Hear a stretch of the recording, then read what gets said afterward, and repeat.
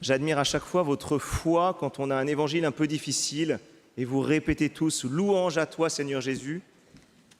J'avoue qu'en préparant cette méditation, en lisant l'évangile, je me suis dit j'aurais espéré, entre guillemets, peut-être une parole de Dieu pour vous accueillir, peut-être un peu plus facile, un peu plus savoureuse.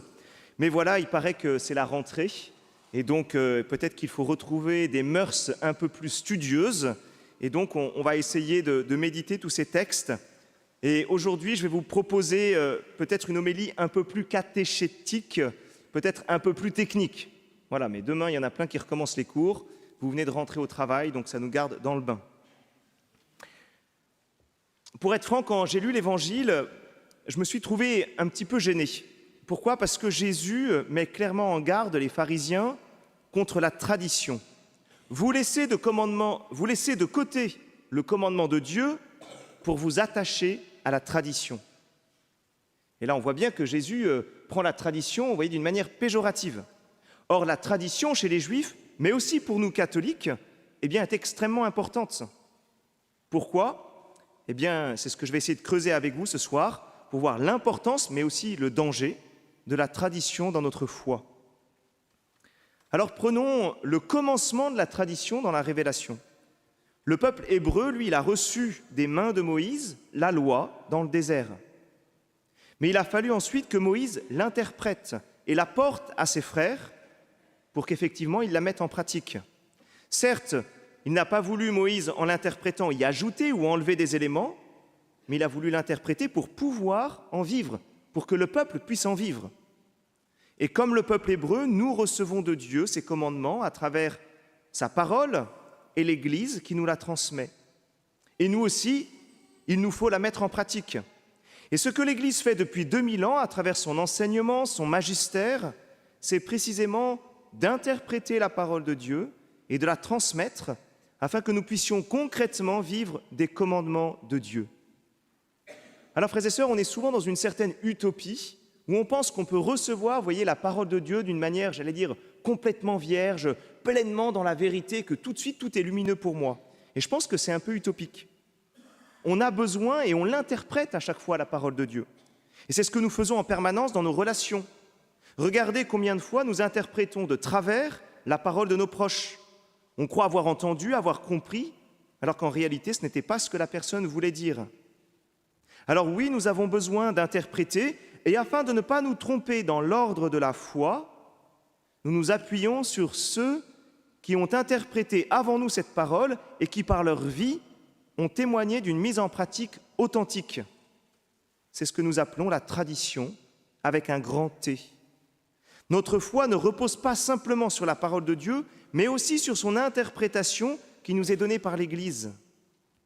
Cette interprétation, elle ne sort pas de nulle part, elle n'est pas un carcan fermé, bien au contraire, elle est ouverte, car elle vient en premier lieu des apôtres, mais aussi de la vie des saints depuis le début des temps de l'Église jusqu'à aujourd'hui, et elle se poursuit encore, cette tradition, à travers chacun d'entre nous.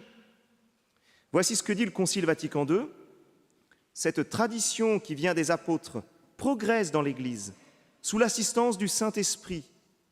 En effet, elle s'accroît, là ça parle de vous, soit par la contemplation et l'étude des croyants, encore de vous, soit par l'intelligence intérieure qu'ils éprouvent des réalités spirituelles, et là peut-être plus pour moi, soit par la prédication. Ainsi l'Église, tandis que les siècles s'écoulent, tend constamment vers la plénitude de la divine vérité, jusqu'à ce que soient accomplies en elle les paroles de Dieu. Alors voilà ce que c'est que la tradition. Mais les textes d'aujourd'hui, il faut bien le remarquer, nous mettent aussi en garde contre la tradition. Et c'est vrai, il y a un danger à créer une tradition qui ne vient plus de la parole de Dieu, mais qui vient des hommes. Vous vous attachez à la tradition des hommes, dénonce Jésus. Et avec le mot « attaché », on entend bien ce risque d'être lié, d'être finalement asservi par une tradition finalement perverse. Alors quel est le danger ? Parce que le peuple de l'Alliance a entendu que s'il observait les commandements divins, Dieu le bénirait, eh bien il s'est dit, s'il y a encore plus de commandements, alors il y aura encore plus de bénédictions. Si on en fait plus, il y a plus de gains. et la loi s'est développée, les préceptes se sont rajoutés, multipliés, et on est passé de 10 commandements à 613. Le premier danger, c'est donc de penser que plus on en fait, plus on reçoit. Mais ne regardons pas trop cette attitude de haut, parce que nous-mêmes, nous avons tendance à penser que plus on en fait, plus on sera aimé. Que plus on fait de prières, plus on sera exaucé. Et que nous n'en faisons finalement jamais assez pour mériter le ciel. Or non, il nous faut faire ce que Dieu commande, ni plus ni moins. Il faut s'attacher à sa volonté et non à nos fausses croyances et tout ce que nous voulons y rajouter. Et donc, cela se complique un peu. Cela me demande d'être toujours en discernement, d'être toujours en quête. Il ne suffit pas de cocher des cases d'une liste la plus longue possible.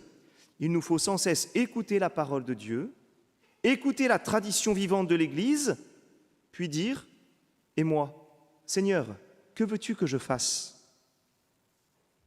Le deuxième danger, c'est qu'avec un nombre important de commandements, et qu'il faut bien sûr tous observer, les pharisiens avaient tendance à les mettre tous au même niveau.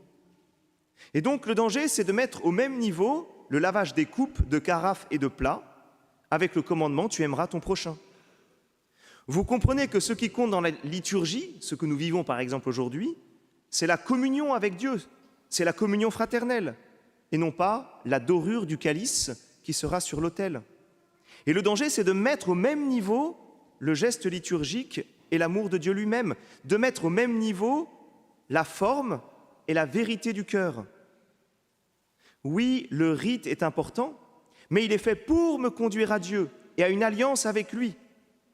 Et le rite n'a aucune finalité esthétique. L'esthétique n'est qu'un moyen qui doit me conduire à Dieu. Alors Jésus, quand il vient à notre rencontre, quand il vient dans cette terre sainte, lui, il nous résume la loi. Vous voyez, on ne passe pas simplement de 613 à 10, on passe de 10 à 1. Un seul commandement, aimez-vous les uns les autres comme je vous ai aimés. Et là, on se dit, alors là, voilà, quelle simplification, quel souffle, quelle liberté. Et là, on se sent rassuré. Et en même temps, si jamais on est un peu vrai, on est aussi en face d'une sacrée difficulté. Oui, voici le commandement, voici l'unique, le premier, mais comment vraiment en vivre ? Saint Augustin nous dit avec ces mots « Aime et fais ce que tu veux ». Très bien, mais comment je fais pour la mise en pratique ? Alors Jésus lui-même nous interprète ce commandement unique par tous ses enseignements, par ses gestes et ses miracles. Lui-même interprète ce seul commandement et nous le transmet par toute sa vie. Alors oui, un seul commandement, mais finalement toute une vie de Jésus à méditer, toute une Bible avec ses 73 livres pour l'éclairer. Et comme si ce n'était pas assez dense, il nous faut rajouter l'enseignement constant des apôtres, de leurs successeurs et des saints qui témoignent de la force et de la véracité de la parole et qui nous la transmettent. Alors frères et sœurs, pour conclure et peut-être pour aller sur un terrain plus concret, je voudrais vous encourager à une rentrée studieuse. Nous avons besoin de nourrir notre foi et pour cela nous devons constamment faire un petit check-up de notre relation avec la parole de Dieu ainsi qu'avec le magistère de l'Église. Permettez-moi de vous provoquer un tout petit peu. Qui parmi vous lit un petit bout de la parole de Dieu tous les jours ? Je ne demande pas de lever la main. Non, parce qu'autrement, il y aurait peu de personnes, si vous voulez, et après, ça met tout le monde mal à l'aise. Qui, alors c'est un petit peu plus simple, qui le fait au moins une fois par semaine ? Vous voyez, par exemple, juste avant d'arriver à la messe, pour se nourrir des textes du jour. Qui, ici, de manière négative, n'a jamais lu une encyclique ou une exhortation apostolique de Benoît XVI ou de François ? On a peut-être qu'il y en a beaucoup qui lèveraient la main, vous voyez. Et vous, les jeunes, qui a lu Christus Vivit, qui est le texte du pape François, qui vous est particulièrement adressé ? C'est la lettre qui est adressée aux jeunes. Qui parmi vous, et là je parle encore aux jeunes, tous ceux qui ont été au JMJ, qui parmi vous a relu les homélies que le pape vous a adressées au JMJ et que probablement vous avez eu du mal à écouter ? Oui, à la rentrée, il nous faut nous remettre à l'école de la parole de Dieu et à l'école du magistère. Bref, vous l'aurez compris, une année studieuse nous attend tous, à l'écoute de la parole de Dieu et du magistère, et bien rassurés que cela ne nous conduise pas à un examen de fin d'année, mais bien à la sagesse, et à la sainteté. Bonne rentrée.